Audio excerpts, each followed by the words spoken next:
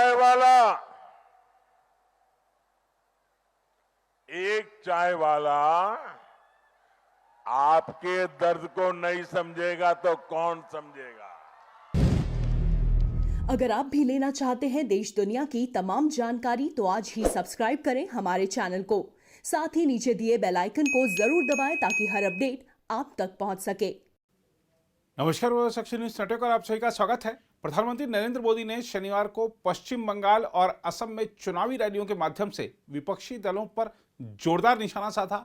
असम में तो प्रधानमंत्री ने अपनी चुनावी रैली में टूल किट मुद्दे को भी उठाया और दावा किया कि कांग्रेस उन लोगों के साथ खड़ी है जो असम के चाय की पहचान को समाप्त करने का प्रयास कर रहे हैं। उन्होंने कहा कि अगर एक चाय वाला आपकी समस्याओं को नहीं समझेगा तो कौन समझेगा। कांग्रेस अब असम के लोगों से बहुत दूर हो चुकी है।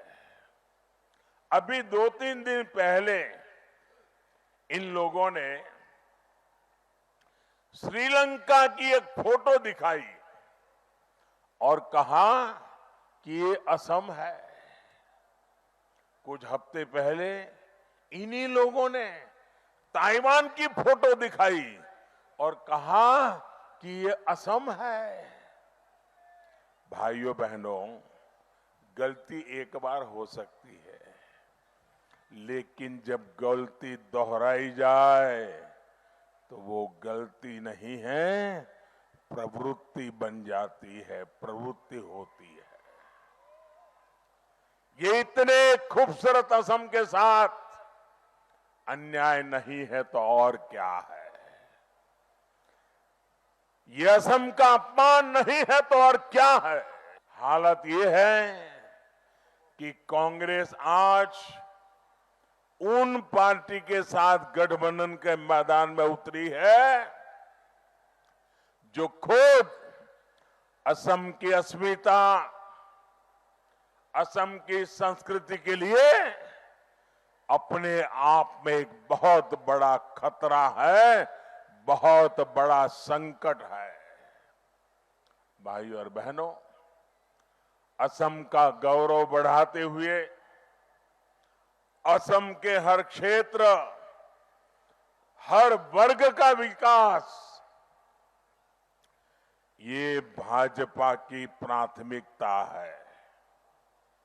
असम की संस्कृति, यहां के गौरव पर आंच न आए, ये हमारी प्रतिबद्धता है। असम के नौजवानों को नए अवसर देने के लिए, असम में उद्योगों के लिए बेहतर माहौल बनाने के लिए, असम की महिलाओं को और सशक्त करने के लिए, असम के किसानों की आय बढ़ाने के लिए हमारी सरकार निरंतर काम कर रही है। यहां की एनडीए सरकार ने चाय कर्मियों को मूल सुविधाएं देने के साथ ही उनके बेहतर भविष्य के निर्माण के लिए भी दिन रात काम किया है। एक चाय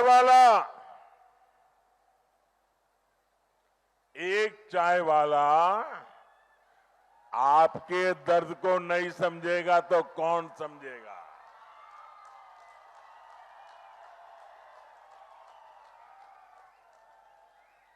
मैं विश्वास दिलाता हूं कि टी गार्डन्स में काम करने वाले श्रमिक साथियों का जीवन स्तर सुधारने के लिए एनडीए सरकार का अभियान और तेज किया जाएगा। साथियों, आज जब हम आत्मनिर्भर भारत के निर्माण में जुटे हैं तो इस पूरे क्षेत्र की इसमें बहुत बड़ी भूमिका है। चाय के एक्सपोर्ट में ही इतना ही नहीं, बल्कि ये क्षेत्र और भी कई ऑर्गेनिक फूड का एक्सपोर्टर हो सकता है।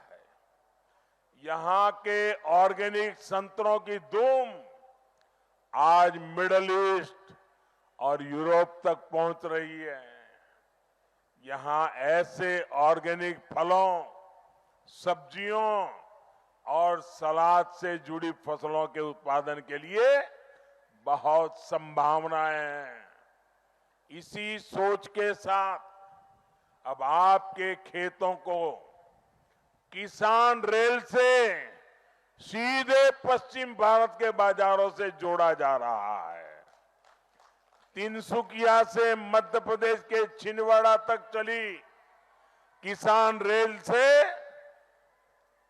फल, सब्जी, मछली ऐसे अनेक उत्पादन अब सीधे बड़े बाजारों तक पहुंच पा रहे हैं। इसके अलावा प्रधानमंत्री मोदी ने बंगाल के खड़गपुर में भी भाजपा की एक बड़ी रैली को संबोधित किया और जनता से 5 साल के लिए भाजपा को मौका देने की अपील की। रैली में प्रधानमंत्री नरेंद्र मोदी ने आरोप लगाया कि पश्चिम बंगाल की मुख्यमंत्री ममता बनर्जी वोट बैंक की राजनीति के लिए तुष्टीकरण का खेला खेल रही हैं। उन्होंने आरोप लगाया कि ममता दीदी बर्बरता का स्कूल चलाती हैं, जिसके पाठ्यक्रम में तोलाबाजी, कटमनी, सिंडिकेट और अराजकता शामिल हैं। बीजेपी को आशीर्वाद देने आए हैं। आपका ये उत्साह साफ साफ कह रहा है, बंगाल में इस बार बीजेपी सरकार, बंगाल में इस बार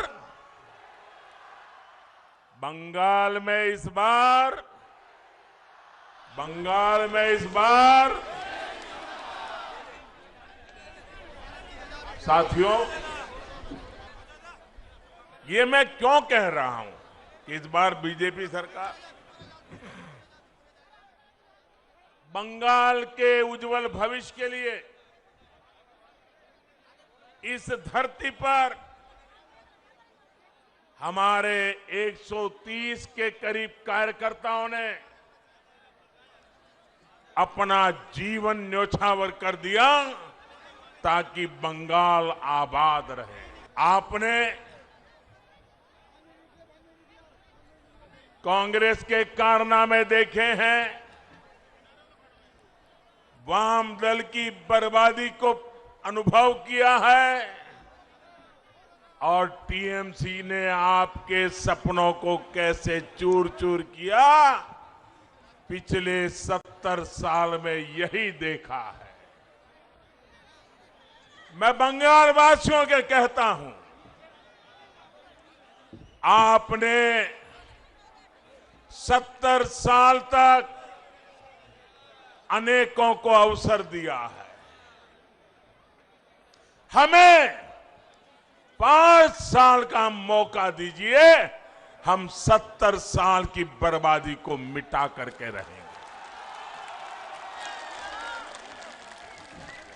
बंगाल के मेरे भाइयों बहनों, एक बार आशीर्वाद दीजिए, हम अपनी जान आपकी भलाई के लिए खपा देंगे।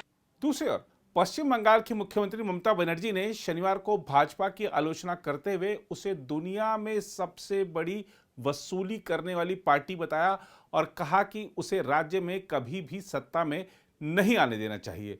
पूर्वी मेदिनीपुर जिले के हल्दिया में एक चुनावी रैली को संबोधित करते हुए ममता बनर्जी ने भगवा पार्टी पर दंगों की साजिश रचने, लोगों की हत्या करने तथा दलित लड़कियों को प्रताड़ित करने का भी आरोप लगाया। उन्होंने कहा, भाजपा दुनिया में सबसे बड़ी तोलाबाज है, देखिए पीएम केयर फंड के तहत उसने कितना पैसा इकट्ठा किया। अगर पश्चिम बंगाल के लोग शांति और दंगों से मुक्त राज्य चाहते हैं तो तृणमूल कांग्रेस ही एकमात्र विकल्प है, ऐसा ममता बनर्जी ने कहा। टीएमसी सुप्रीमो ने आरोप लगाया, लोगों की हत्या के लिए जिस पार्टी ने दंगे करवाए उसे कभी बंगाल में शासन करने मत देना, भाजपा में तो महिलाएं भी सुरक्षित नहीं है। ममता बनर्जी ने यह भी कहा कि भाजपा लोकतांत्रिक तरीके से चुनाव नहीं लड़ सकती। मुख्यमंत्री ने प्रधानमंत्री नरेंद्र मोदी पर सब कुछ बेचने का आरोप भी लगाया। इस महीने की शुरुआत में चुनाव प्रचार के दौरान चोटिल हुई ममता बनर्जी अभी व्हीलचेयर पर हैं। उन्होंने कहा प्रधानमंत्री ने हर चीज बेच दी है, उन्होंने भारतीय अर्थव्यवस्था को बर्बाद कर दिया। सरकार पहले ही रेलवे, कोयला क्षेत्र, बीएसएनएल, बीमा क्षेत्र और बैंकों का निजीकरण कर रही है। किसी दिन हल्दिया बंदरगाह भी बिक सकता है। ममता बनर्जी ने कहा चुनाव शुरू होने से पहले ईवीएम की 30 बार जांच होनी चाहिए ताकि यह सुनिश्चित हो कि उसमें कोई गड़बड़ी नहीं है, लेकिन अगर किसी मशीन में गड़बड़ी होती है तो उसके ठीक होने तक कृपया शांति बनाए रखें। ममता बनर्जी ने पूर्वी मेदिनीपुर के प्रभावशाली अधिकारी परिवार पर भी निशाना साधते हुए कहा कि उन्हें इस बात का सुकून है कि आगामी विधानसभा चुनाव से पहले मीर जाफर पार्टी से चले गए। गौरतलब है कि जिले में मजबूत राजनीतिक पकड़ रखने वाले अधिकारी परिवार के अधिकतर सदस्य या तो भाजपा में शामिल हो गए हैं या फिर उन्होंने भगवा पार्टी में जाने की इच्छा जताई है। टीएमसी के पूर्व विधायक शुभेंदु अधिकारी पहले ही भाजपा में शामिल हो चुके हैं और नंदीग्राम सीट से भाजपा उम्मीदवार हैं। ममता बनर्जी ने पार्टी का मशहूर नारा खेला होबे नारा लगाते हुए भाजपा को देश की सत्ता से बाहर भगाने की अपील की। उन्होंने कहा खेल इस तरह से खेलिए कि भाजपा देश से बाहर हो जाए। उधर केरल की बात करें तो विपक्षी कांग्रेस की अगुवाई वाले यूडीएफ ने राज्य में 6 अप्रैल को होने वाले विधानसभा चुनाव के लिए शनिवार को अपना घोषणा पत्र पीपुल्स मैनिफेस्टो जारी किया, जिसमें सभी सफेद कार्ड धारकों को 5 किलोग्राम चावल निःशुल्क देने और गरीबों के लिए 5 लाख मकान बनाने का वादा किया गया है। यूडीएफ ने सबरीमला के भगवान अयप्पा मंदिर की परंपराओं की रक्षा के लिए एक विशेष कानून बनाने और राजस्थान की तर्ज पर शांति और सौहार्द विभाग बनाने का भी जनता से वादा किया है। महिलाओं को लुभाने के लिए मोर्चे ने ऐसी माताओं को आयु सीमा में 2 वर्ष की छूट देने का वादा किया है जो सरकारी नौकरियों के लिए परीक्षा देना चाहती हैं। इसके अलावा 40 से 60 वर्ष की गैर नौकरी पेशा घरेलू महिलाओं को 2000 रुपए की मासिक पेंशन देने की बात भी घोषणा पत्र में कही गई है। घोषणा पत्र समिति के अध्यक्ष बेनी बिहानन ने कहा कि कोविड-19 से प्रभावित लोगों को निःशुल्क खाद्य पैकेट आदि सुविधाएं देने की बात भी इसमें कही गई है। आइए अब आपको चलते चलते लिए चलते हैं पश्चिम बंगाल के सिलीगुड़ी। लोग अपना प्रचार कर रहे हैं, आपको दिखाते हैं भाजपा के उम्मीदवार यहाँ किस तरह से प्रचार कर रहे हैं। उनके प्रचार का ढंग थोड़ा अनोखा है, इसलिए आपको इन कुछ तस्वीरों के साथ छोड़े जा रहे हैं।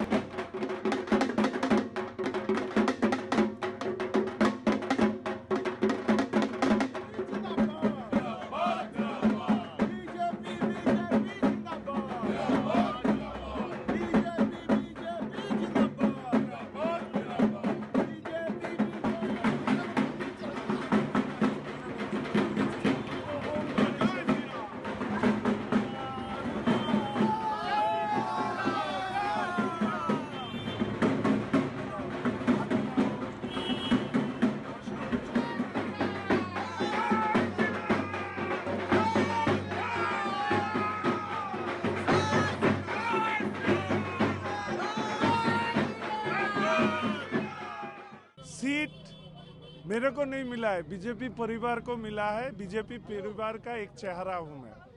और चैलेंज की बात, वो तो मैं सोचता हूँ इधर कोई चैलेंज ही नहीं है, क्योंकि हमारे पूरे बंगाल में लोगों के अंदर एक जोश है। वो जोश है बीजेपी सरकार बनाने का जोश, और उसी जोश के आधार पर हम 200 से ज़्यादा सीट लेकर इस बार बंगाल में नया सरकार बीजेपी की बनेगा। और इसके साथ साथ मैं सिलीगुड़ी में ये बात भी बोल रहा हूँ कि हम सिलीगुड़ी म्यूनिसिपल कॉरपोरेशन की चुनाव जो विधानसभा निर्वाचन के बाद होने वाला है, उस चुनाव में भी जीतेंगे।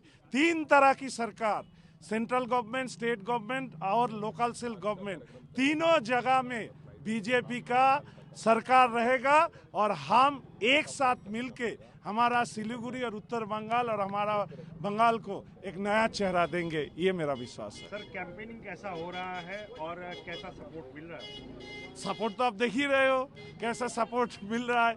लोग कूद आके बोल रहा है कि इस बार नया सरकार बनने वाली है, और बहुत अच्छा। और साथ में हमारे बीजेपी परिवार की सब कार्यकर्ता एक फोकस्ड होके हम लोग लड़ रहे हैं।